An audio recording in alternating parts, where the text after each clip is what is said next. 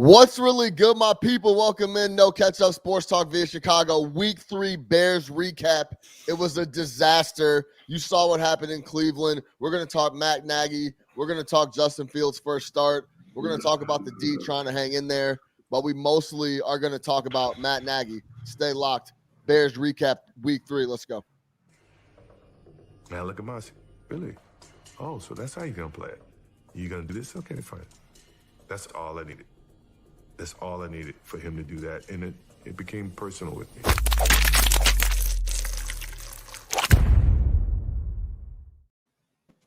Big Nick the Quick, Eli Caberon are with me as usual. Eli, good to have you back, big dog. Thank you, guys. Yes, sir. All right. It's week 3 of the NFL season. It's week 3 of the Bears season. Allegedly. And it's a lot of the same stuff, right? We come on here every week and we talk about, the Bears trying to produce offense, the Bears trying to score points. And week after week, nothing changes. They don't score any points. They don't show any progress, any package, and anything that shows improvement. I'll let you guys kick it off. We got a lot to talk about, and I think a lot of it's going to focus on the head coach, Matt Nagy. But Eli, we haven't talked to you in a couple of weeks. Give us your thoughts on the game in Cleveland. Bears lose 26-6. My thoughts are that I've been watching Bears football for 30-ish years now, and I've seen Cade McNown and Henry Burris and Cordell Stewart and Todd Collins and Jimmy Clausen. And for yesterday to be the worst offensive performance in our lifetime is saying something, because our lifetime has been filled with horrible Bears offenses, and it all falls on the shoulder of the play caller and head coach, Matt Nagy. Like, in those past instances, you could say the quarterback didn't perform, the offensive line didn't perform, and those players deserve blame yesterday too. Like, they weren't flawless, but their coach did not put them in a position to succeed, and all of this falls on the shoulders of Matt Nagy, in my opinion. Just a horrible performance. It almost felt like he was sabotaging Fields so that he could point and say, look, see, Dalton's a better option. Like, it was just ridiculous how bad of a game plan that was. Yeah, and I almost think, Sean, you were being kind of kind in that intro, making it seem like this is just another week of inept offensive football. This is not another week of bad offensive football. Like, bad offensive football is week 1, right? Bad offensive football is some of the things we've seen over the last couple of years. This is different. This is completely different. There's bad offensive football, and then there is some of the worst football that's been played in the entire league over the past 20, 30 years. Like Eli said, we've all been watching Bears games for 30-plus years. We probably have all over 500 games under our belt. We do it every week. I can't recall a situation, a scenario, a performance that looked anything like that in my years of watching the Bears. So I think, again, you were being pretty kind by making it seem like this was just another run-of-the-mill bad performance. This one is special. In a career for Matt Nagy of special offensive performances, this one absolutely takes the cake. Kind of like to what Eli said, it did seem like at times like there's just no way that you game plan all week, you game plan all off season, you have some sort of philosophy, you have some sort of scheme, you have something that you want to accomplish, and then when it comes to Sunday, you do that. There was a complete disregard of your personnel, knowing who you have, whether it's the offensive line, who you've talked about has been a struggle all offseason. You knew that, because that's the reason why you didn't want to play Fields. So why are you not giving them any help, right? You knew that going into the game. You knew that these were issues. It's not things that you discovered in the second quarter. So that means that when it was time to install that game plan on Tuesday, Wednesday, Thursday, you neglectfully put that in there, knowing that it would not work, knowing that he was going to get killed, and knowing that you were playing against the reigning defensive player of the year on one side, and another side in Jadeveon Clowney, a guy who was born to sack the quarterback. That's literally all he does in life. He was born to sack the quarterback, right? So you had that plan knowing your line was weak, but then doubled down on it against a team who was going to exploit that weakness. You did nothing to help Fields. I get it. He wasn't great, but we didn't expect much. I think we talked about it last week. I don't care if he came out and threw 6 picks. Just show me some progress. Show me that you're trying to do something. Show me that you're trying to be creative. Don't stand him back there in the pocket like a statue, right? not taking advantage of any of the things that he does well, and just let it be open season back there on your quarterback. 9 sacks. This is like that game where Cutler had against the Giants where he got sacked 6 times. But at least in that game, we were moving the ball. There was no rhyme or reason to what we were trying to do. There was no philosophy. There was no end game. He was just going out there calling plays. The best play that we ran on offense all day yesterday was the first play. The first one. The David Montgomery 12-yard run was the best play that we had on offense. And after that, to say it was downhill is an understatement. It went straight down the line. So I don't want to hear that this is what we're used to or this is what we see every week. This shit is different. The league is begging you to score points. It's saying, hey, please score. I don't care who you got Nathan Peterman in there. Fine. Here's a fucking touchdown. Just take it. I don't want to hear it. I don't want to hear it. I don't want to hear it. And I know we got a whole episode to get here, but I don't want to hear people giving him credit for finally owning shit in the press conference. What the fuck else is he going to do?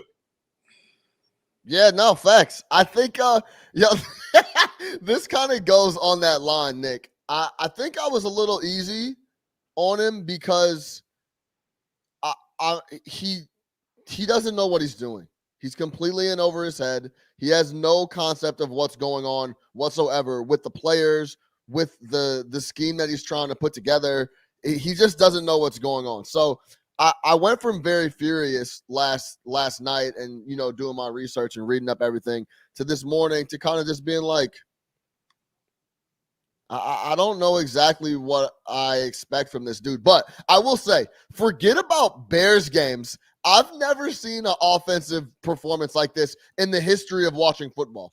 Pro, college, high school, whatever you want. Any football game I've ever watched with my 2 eyes, I've never, ever, ever seen an offensive performance like that in my life. So forget about the 500 Bears games you mentioned, Nick.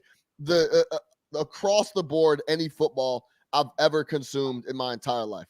We're talking about a box score of 1. He had 68 passing yards, but he had 9 sacks. So it pulls 1 yard. So you net 1 yard. We had 46 on the ground. Then you mentioned it's the first play was the 12. So if you take that 12 away, we're talking about 22 yards for David Montgomery after the first play. I mean, it might be the worst offensive football game of all time. Like I'm not, and I'm not even saying that lightly. Like it could possibly be the worst offensive performance of all time. Here's Dan Orlovsky, and I have a couple of clips from Nagy. We're gonna play Dan's audio for this morning from Get Up because, I mean, this is about as authentic as it gets. Here's Dan Orlovsky on Matt Nagy. The Chicago Bears should fire Matt Nagy today. Dang. Because yesterday's game plan, which was the worst one I've ever seen in my life, was either negligence or intentional. It's been 149 days since the Bears drafted Justin Fields. You had 149 days to start to build a game plan around the skill set of this young man, and it was an embarrassment. Justin Fields threw the ball 20 times yesterday. 13 times they went with 5-man protection with no help for their offensive line. 13 out of 20. You did the bare minimum of 5-man protection with no help against a guy like Jadeveon Clowney or Myles Garrett. 3 times you went 6-man protection with Chip. 3 times you moved the pocket. Not until the middle of the second quarter was your first time. You had 2 designed quarterback runs. Yesterday you showed us that you are incapable of designing the proper game plan around a dynamic quarterback, or you showed us that it was intentional, that you wanted him to fail, and you set him up to be a disaster. And to comment on Orlovsky, it's the latter. Not the latter. He's completely incapable. He doesn't have it in him. He doesn't know what he's doing. I almost think that I'm erring almost towards intentional. Like, as crazy as that sounds, again, there's no way that you go through the whole week and you install the offense with that much 5-man protection. Like, it baffles me. You can't be that dumb. You can't be that dumb. You just can't. On the offensive side, I think he is. Go ahead, Eli. Well, we remember, all offseason about the collaboration between Ryan Pace and Matt Nagy. So what did they do? They designed a roster that was built with 5 tight ends. How many of them played? Cole Kmet, it looks like, played 96% of the snaps. Jimmy Graham played 7 snaps, 16%, and Jesse James, who's the blocking tight end, why is he on the roster if not to block? He played 1 offensive snap. Like, if you're going to build your team this way with a tight end heavy offense, use the tight ends. Like, what are you doing? Don't go out there with 39-year-old Jason Peters trying to block Myles Garrett one-on-one. Give him a tight end on that side. You signed Damian Williams in the offseason. He barely played yesterday also. Put him in the block. Like, the roster construction on this team made no sense. The salary cap is filled up with veterans that aren't doing anything. And then the offensive coordinator / head coach doesn't utilize the pieces that he does have. It's just all collapsing from the top down. I think that's a great point with the tight ends. Like, what's the point of carrying 5 tight ends if you're not going to use them? And what's the point of having the tight ends if you're not going to throw to him yesterday, which Right. to your point, Jimmy Graham played 7 snaps. Komet was in there, but you didn't throw to him. Why not keep those guys in and just have them block? Max protect. Put another running back in the backfield. Put Komet up on the line or Jesse James, whoever it is, and have them block.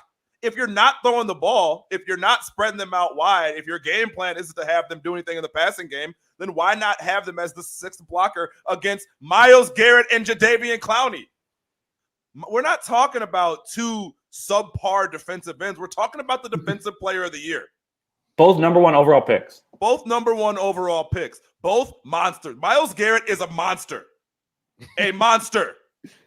You don't go into a game and not scheme specifically. If you're playing I guarantee you every single coach in the NFL, when they play the Cleveland Browns, the number 1 thing, they scheme for 2 things against the Browns. The running game, right? Your defensive coordinator looks at how to stop the running game of that 2-headed monster. And on offense, you say, what do we do to make sure that Myles Garrett doesn't destroy us? Same thing when you play the Rams with Aaron Donald. These are elite defensive players. And I guarantee you none of them say, hey, you know what? We have a weak offensive line, a 40-year-old left tackle who he's brought out of retirement. You know what we should do? Let's do 5. Let's go mano-a-mano, baby, football. Like, come on, man. Like, I remember looking at the 53-man roster and seeing 5 tight ends and being completely fucking shocked. It just doesn't. It never made any sense. And I liked I can't remember the guy's name, the kid that they did like a feel good video about that they let on the team. Yeah. And I was like, yo, this is all great. He shouldn't be on the team. He shouldn't be on the team. He has no business being on the team. So I think it's a really good point that we have 5 tight ends. We don't use them. And it's not like we run 5 protection, and then after the 3rd sack we change it. We don't change it at all. It's the 3rd sack, the 4th sack, the 5th sack, the 6th sack. He didn't move the pocket till the 2nd quarter, like second quarter, said. Halfway through the 2nd quarter. Yeah, I mean, like it just 2 designed runs. I will say this. Yeah, 2 design runs. It's crazy. I will say this. I honestly don't think that he's trying to like you said purposefully. It does seem like that because it just seems like it defies logic so much that it defies logic so much that it's almost like, is he doing this on purpose? I honestly think, guys, he has no fucking idea what's going on. And you can go back to Nick Foles. When him and Nick Foles would get onto it on the sideline, he's like, yo, why are you calling timeouts? What are you doing? Like, what is happening? You don't know what Nick Foles has on multiple occasions has basically said, you don't know what the fuck you're doing. What's going on here? Did you see him? They showed him on the sideline yesterday talking to Dalton, and he was like, this offense doesn't work. Yeah, like the players what are we doing here? Yeah. The players know that this is not going to work. No, so but who are you tricking? 100%. Simple as that. Can I ask you guys a question? I was thinking about this, right? So this is game 16, 32, 41, 43. And I'm sorry, 53, I believe, that Matt Nagy has been the head coach of the Chicago Bears, including playoff games. Yeah.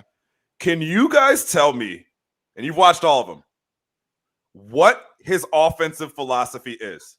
Have you ever, a guy's been here for 4 years. I can tell you defensive coordinator. I can tell you Sean Desai's philosophy. He's been here for 3 games.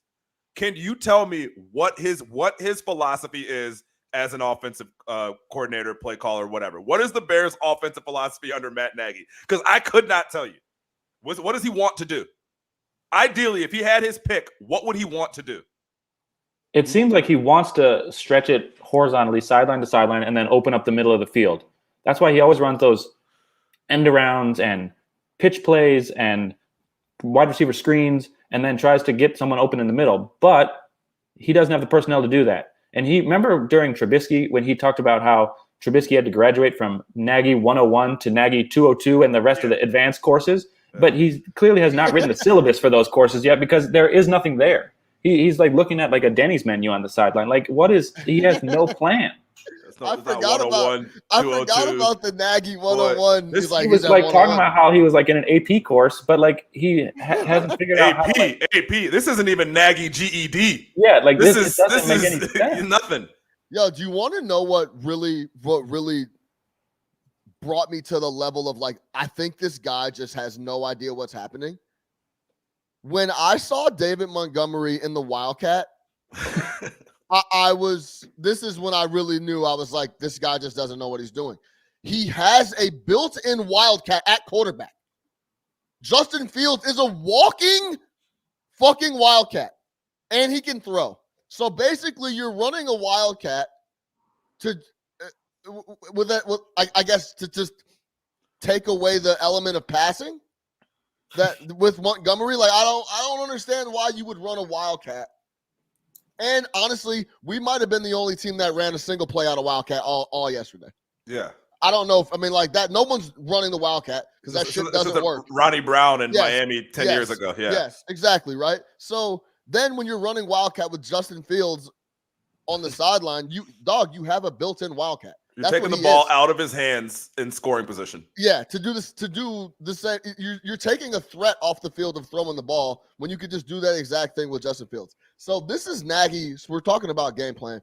This is Nagy on the game plan in the press conference after the game. Game plan wise, it seemed like there was an effort to keep Justin in the pocket, and there weren't a whole lot of heavy protections, some 5-man in there. What did you expect to happen? Well, we again, without getting into too much scheme, we know what we wanted to do and what we were going to try to do. They did too. You know, they know as well. And so there's some parts that you got to be able to adjust. If they're going to try to take something away that they think he does well, then you got to be able to adjust too. So that's where when we get back to it and we watch the tape, we'll see exactly where we went wrong and why. And then ultimately, again, in the end, it's my job to make sure that why part gets fixed. Can I say something on that? Yeah, go ahead. I mean, it just is ridiculous that the idea that we have a player that does something well, so we're not going to do that because they know it's coming. Like Tom Brady and Rob Gronkowski have been running a skinny post in the red zone a dozen years. They'll tell the defense, look, this is what we're going to call. Try and stop us. Like, you put your talented players in position to succeed. You don't decoy them because the other team might think it's coming. Like, that just makes no sense. That would be like Steve Kerr getting up and be like, yeah, I didn't want Steph shooting threes today because everybody knows he's going to do it. So we decided to post him up. You know what I mean? Like, yeah, we're just going to put him in the post today. Just going to throw him a couple times. Yeah, they'll never know that's happening. Like, it's crazy. And then another thing that he said that killed me on that is without getting into too much scheme. That's that arrogant shit right there. Right. What do you mean? Like, we can't handle it? You're going to talk too much? You're going to tell us too much? Fucking get into scheme because we need to understand. The Lions might be watching this for next week. The Lions might be taking notes. Like, come on, man. Give me the scheme. I need to know the scheme. Show me the playbook. Show me something that I can take and be like, hey, you know what? Okay, I get it. Now, without getting into too much scheme, no, fucking sit up there and pull out a fucking whiteboard and draw it up. Tell me what you showed them this week because I can't We're going to get in the film and see where we went wrong. You don't need to watch this game again. I can tell you everything you did wrong. It started from the very beginning. Your plan was wrong. You got to go back to last week. You got to go back to the summer to figure out where you were wrong. You got to go back to the day the Chicago Bears hired you to figure out when you were wrong because it's never looked right. You sabotaged the last quarterback, and I get it. He wasn't great, but you damn sure didn't do him any favors, right? You damn sure didn't do him any favors. And it's lining up to be the same exact thing with this guy. And I told you last week, Sean, I said the one thing the Bears can't handle is embarrassment. This is fucking embarrassment. This is embarrassment. You cannot pull anything from Justin Fields' debut. I think the thing, too, for Nagy is we talked about this earlier in the week, Nick. He tells on himself every time he opens his mouth. He basically answered the question and said, they knew what we were going to do, and I had zero adjustments for it. So they knew as soon as they figured out what we wanted to do, I had nothing. There's absolutely nothing I could call. There was nothing I could do. No adjustment I can make. So we're just going to do this for 4 quarters, score 6 points, and we'll get out of here with a net total pass offense of 47 yards. That's what we're going to do. That's it. 1 yard. Yeah. 1 passing yard. Exactly. 1 passing yard in 2021. Listen, he came out and just said they knew what we wanted to do. And I couldn't make any adjustments. I'm not capable of doing anything. Like, I don't have a backup plan or anything. We were talking about this last night watching Sunday Night Football. Packers, Niners, it's 4th and goal. Kyle Shanahan went to a sheet and a play that he knew would work. He was 100% positive when he ran Trey Lance out there to run that.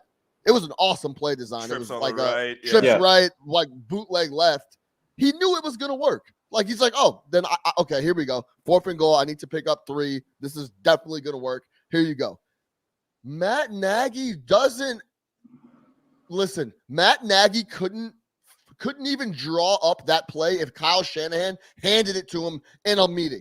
And he couldn't even figure out what the play was. So, yeah, man, 100%. Every time he opens his mouth, he just tells on himself. He's in over his head. He has no idea what's going on. If you couldn't make up that that Justin Fields on his debut would have net 1 yard passing. Yeah. You could never, if you couldn't even make that up, it's almost impossible to do. And Bears fans are naturally pessimistic. Like, we all thought the worst was going to come, and this was by far way worse than anyone expected. 100%. Yeah, like I said, 6 picks, 7 picks. He could throw 15 picks for all I care. Just don't have it look like that. I wasn't expecting him to be great. I know he's a rookie quarterback making his first start against a good defense on the road. I get it. But that's different. That's different. Like, that was different. Awful.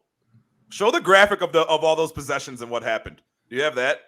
No, I don't have that up. That is beautiful. I'll read it. I'll read it out loud for you though, because I do have it on my phone right here. 1 second. Okay. Possessions today. Start at your own 47. 5 plays, 24 yards, and a field goal. Yo, and that's the best drive by quite a bit. That's the one that he had a whole week to prepare for. The first series, right? Yeah. Yes. Yep. Own 31. 3 plays minus 1 yard punt. The next one, own 23, 3 yards minus 9 yards punt. 5 plays, 19 yards punt. 1 play, 4 yards half. 3 plays minus 8 yards punt. 3 plays minus 1 yard punt. It's three and outs with negative yardage. It's unthinkable. And 0 adjustments. You're not sliding the pocket. You're not moving him out the pocket. I mean, we could beat it like a dead horse. Nick, he told you he doesn't have any. He just told you they came out. And guys, they know what we want to do too. They know he's so fucking arrogant. He's so. If you can't sense the arrogance come off this guy, like, that's the thing. That's the thing. And then you got, I think Eli had put in the group chat, you got Jimmy Graham, your tight end, retweeting bad stats about the team. Like, this guy's lost the locker room. Jimmy Graham is a veteran. You think guys don't listen to him in that locker room? Well, that's what I was going to bring up. Like, I was there for Trestman's last year, and I was there for all of John Fox's years, and those were different. Like, Trestman couldn't command a locker room, and those players quit on him. They didn't trust him at all. And Fox was just disinterested. Like, it was just he didn't want to be there. Nagy, it seems like, had the locker room support, but they recognize when you're in over your head. And like Jimmy Graham retweeting that is, like you said, Sean, like a clear indicator that the locker room has no faith that he knows how to dig out of this hole. No faith at all. And in the third quarter, they finally get into the Browns territory and they kick a field goal. Like, it's 4th and 2 from the 4 yard line. Like, you think you're getting back there today? Right. Like, you think you're gonna kick your way out of this? Like, the offense, they deserve to quit on the coach because the coach doesn't believe in them. Like, it just makes no sense. When you got 2 high-profile vets, just to double down on that, 2 high-profile vets, and Jimmy Graham with his tweet, and Nick Foles with what they caught him saying on the sidelines. Again, say what you want about Foles as a player. He's a Super Bowl MVP. He commands respect in that locker room. He's a vet. He's been around forever. Younger players are going to listen to him. They're sitting here telling you, hey, this guy, guys, just get through this year and get somewhere else. The grass is greener. Trust me. Yeah. Simple as that. And say what you want about Nick Foles. When he was put in that Peterson system, he came in and figured it out, and they were running Won a Super a Bowl. solid off. Yeah, they won a Super Bowl. Exactly. Here's Matt Nagy on the. I don't know what reporter it was, but someone came on and asked him about the big picture. Like, how is this going? Like, is this how you saw it going, or what's going on here? Here's Matt Nagy being asked about the big picture on offense and being the head coach of the Bears. This is an eye opener for you as far as questioning what you're doing and whether you think what you're doing is working big picture. Right. If you maybe have to make bigger adjustments than even you thought. Well, to get it on the right track. you know, when you look at games like this, the competitor in you. I mean, this one, it's hard to do with these numbers, right? To where we're at offensively. So the competitor in you.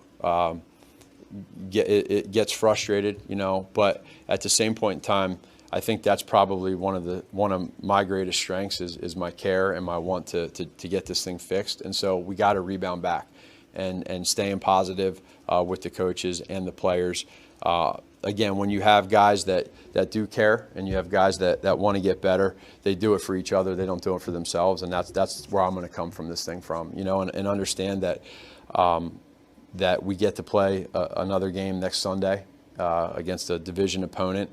And when we get back to the facility there at Hallis Hall, get to the whys and then fix it and move on. Last one. As though Justin's the starter next week. Again, I'm More arrogance. See, that kind of talk works with a young team. Like, okay, we're going to go back. We're going to improve. We're going to do this all together. The Bears are not a young team. This is year 4 for Matt Nagy. Like, the Bears don't have a first-round pick next year. It's not like this is like a rebuilding, like, let's step-by-step do this. Like, you think Akeem Hicks and Khalil Mack and Robert Quinn and Jimmy Graham, like, want to hear, like, oh, we're all in this together. My best character trait is that I stay positive. Like, draw up a play that gets them yards. That's what they want. That should be your best character trait, is drawing up a fucking play. It's like, this is not the Jaguars. This is not like a team that is like, okay, we got to do this. It's a 5-year plan. Like, no, this is year 4 of the 5-year plan. And again, you told us that when you decided that Andy Dalton is the guy you want to start, right? Because that's telling us that, hey, this whole thing is further along than it's not a beginning thing, right? So I need a veteran quarterback to come in there and not make mistakes so that we can win ball games. If this was a complete rebuild or a ground up, like you just made it sound, you'd be like the Jets. You'd be like the Jaguars. You'd be like anybody else starting one of these rookie quarterbacks or young quarterbacks, knowing that we're going to suck. The Jets fans probably today are like, yo, that was terrible, but we know that this is part of a whole process, right? My greatest strength is that I care. Yeah. Thank you. Great. Wonderful. Pay you $7 million a year to fucking care on Sundays. Awesome. Go spread that care around this week and see how far it gets you for the Detroit Lions next week. And don't sleep. Hey, Detroit played a tough game yesterday. You think you're going to walk over there and walk all over those boys? It's not going to happen. They're not very good, but their head coach is a fired up type guy who's not taking any shit. They might smack us around if you come out looking like that again. Believe that. Hey, I'm going to tell you this, man. Everyone was making fun of Buddy. He has that trash-ass roster and that trash team playing hard every week. Every week. Hey, guys, we suck. He probably thought we suck, but to go out there and kick ass. Say what you want. Like, he has those guys playing hard. Yo, they're losing games on 66-yard field goals. Like, record. Like, I mean, and they played some good teams. With no talent. They have no talent. That's more yards than the Bears got. 66 yards. Yeah. So, hey, man, say what you want. Like I said, I don't know what gets into the team as well, like at home. But who knows what happens on Sunday? But I do. You said you got an inkling. Yeah, we're you got done. A feeling. Man. No, this is a locker room loser. No one. The guys are out. You're out. You're out. You're out. You can't show up to practice tomorrow and take direction from that guy. You just can't. It was like, you know what it's like when a coach. Is that what it is? It's like you're gonna walk into an offensive meeting and be like, "Why the fuck would I listen to anything?" What are you gonna tell me? You just got this 23-year-old kid killed on Sunday. You think I'm gonna trust you with my career and what I want to do? I'm out for self. I gotta do what gets me out of here next year, gets me another contract. You brought in a 40-year-old left tackle off the street and gave him no help against the second best defensive player in the league. What does that say to everybody, man? I mean, if I'm Peters, I'm looking at my bank account saying, I don't need this shit. I don't need. It's cold. It's about to get cold in Chicago, man. Fuck this. Call my wife, man. Let's go to Cancun. I'm done with this. We got enough bread. I'm going to the Hall of Fame. I'm going to the Hall of Fame. I don't need this. Yeah, no. For real, I'm going to the Hall. My ticket is punched to Canton. What the hell do I need to go to come back to Chicago next week? It's about to get cold. And you know where I'm at? I think, you know, when I was really upset was last year when we started rattling off those wins and we were talking about it live as it was happening. I said, oh my God, we're winning these bullshit games and we're going to get Nagy and these guys back, and they don't deserve to be back. That dude does not, him and Pace do not deserve to be running the Chicago Bears. It's even that, it's just like that simple. The team is blatantly under, like, the roster is shit. Now the Eddie Jackson deal is starting to look like shit. There's just mistake after mistake after mistake, and literally a guy that you brought in that is supposed to score points doesn't. How about this? How about this, Eli and Nick? If I bring someone in to score touchdowns and he doesn't score touchdowns, then he should be fired, right? About Jimmy Graham? What's up? Talking about Jimmy Graham? I'm talking about Matt Nagy. Oh. Like, he's supposed to come in and produce touchdowns. That's why we hired him. We needed an offensive guy that would develop young quarterbacks and talent and score touchdowns. He hasn't done that. Like, we can even get down to the bare bones. Forget about how undisciplined the team is. Forget about just everything else, the roster, all that other shit. He's paid to come in and bring an offense to the Chicago Bears, and he hasn't done that for years now, since he's been here.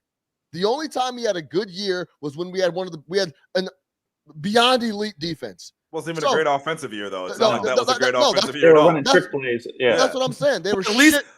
but it's the only year where he looked at his quarterback and said, "Oh, these are the type of things that we can do." That can you work. play to your quarterback's strengths, right? He hasn't done it since, and it's crazy. It's baffling because what was it, 11-5 or 12-4? Like you win Coach of the Year, right? Trying to scheme around Mitch Trubisky's inefficiencies, right? And you do an okay job of it. Then you decide in year 2, I'm not doing that because it didn't look how I think it should look, even though it produced a lot of wins. And then what happens? You go out in year 2 and you lay a dud. You come back in year 3, you double down on it. You say, I'm also going to bring in Nick Foles, though, because I really just don't want to succeed with Mitch Trubisky. I can't. I don't want to do it. I don't want to try anymore. Then you come into this year. You're like, hey, I want to start Andy Dalton because this thing is further along than I think. But I do want you to jump up to get Justin Fields. You get Justin Fields. You finally get to start him. And that's the game plan that you come up with. That's not even a game plan that would work for Andy Dalton. There's no quarterback. Jesus Christ and Latter-day Saints, it doesn't matter who it is, couldn't score points with that fucking offense like that. Well, you look at why the offensive line is so depleted. Look at the roster construction. Like, there's $10 million for Dalton, another 15 or so for Foles. Yep. That's a big chunk of change. You have Tariq Cohen, who I like Tariq Cohen, but he's getting paid a lot of money, who's not playing, and when he comes back, is the number 3 running back. You have Eddie Goldman, who doesn't have... He's your goal line option, though, Eli. He's your goal line option. That's true. Eddie Goldman has no interest in playing football this year, it seems like. Oh, my God, yeah. Then there's Jimmy Graham, who they could have waived and kept salary cap room to re-sign Kyle Fuller. No. Chose to keep Graham, even though he doesn't play either. Like, there's money on people that are just not even seeing the field. And so then you look at the offensive line, it's like, how come we're dragging 39-year-old guys off the street? It's because they have no depth there because they don't spend the money. Because the money is buried elsewhere and we have 5 tight ends on the roster. Isn't a tight end a young quarterback's best friend? So if you have a Hall of Fame one in Jimmy Graham, why don't 7 snaps? I can't even blame Jimmy Graham. 7 snaps? 7? Yeah. What can we do? Anything? Watch Okay, let me ask you this. Teams. Let me ask you this. Obviously, I'm on the Fire Nagy train. I was on Fire Nagy last year. But would you make the move in the middle of the year? Are you on that team or are you on the...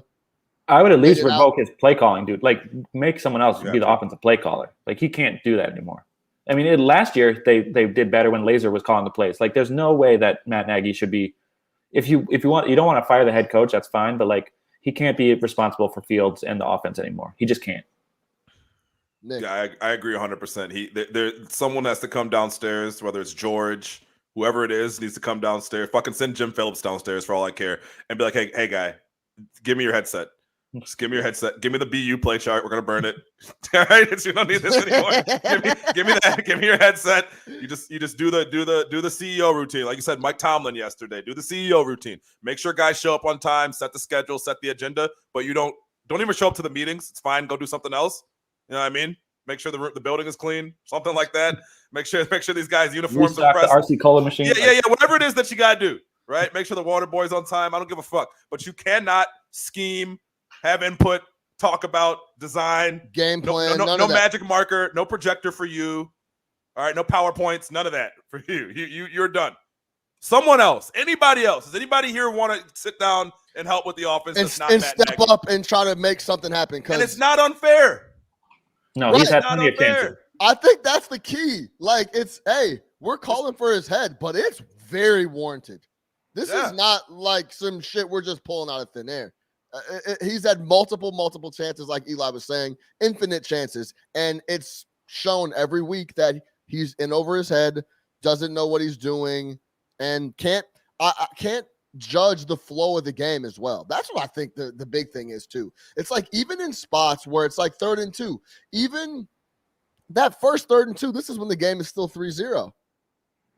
We run, I don't even know what it was, a quarterback sweep to the left or it was a shot. Oh, no. It was a shovel pass out of shotgun on 3rd and 2 to the short side of the field that they're stacked up on, and it's blatantly obvious that they're stacked no up offensive line. Yeah. So there's just nothing he does on the offense is a positive thing. Game plan, scheme, whatever else it is, and it is what it is. But this is a broken record. We've been saying this for a year and a half, 2 years. And we have to lead the league in 3rd and short false starts. We have to. Over Matt Nagy's tenure, we have to lead the league in 3rd and short false starts.